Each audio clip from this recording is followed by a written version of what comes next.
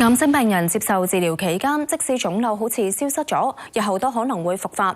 惡性腫瘤嘅生命力點解會咁頑強嘅呢？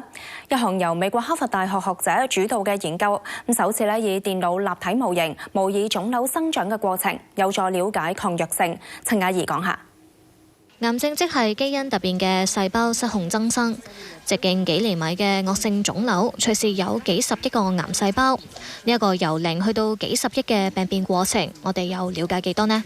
嚟自哈佛、愛丁堡同埋約翰霍普金斯大學嘅學者，以電腦運算第一次模擬出惡性腫瘤喺立體空間嘅生長過程。動畫之中每一點都係一個癌細胞，隨住細胞不斷分裂增生，腫瘤體積亦都越嚟越大。而癌細胞嘅各種顏色代表唔同嘅基因突變，所以腫瘤彩色繽紛唔係一件好事，反映腫瘤同時涉及多種突變，係治療嘅一大阻力。